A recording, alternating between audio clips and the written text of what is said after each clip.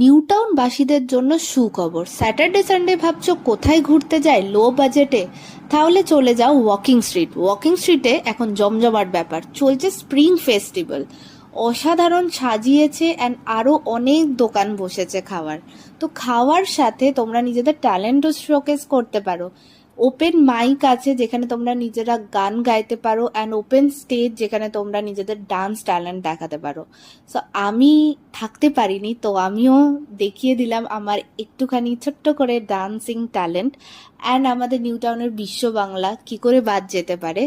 After that বিশ্ব বাংলা গেলাম and cafe একান্তেতে coffee খেলাম।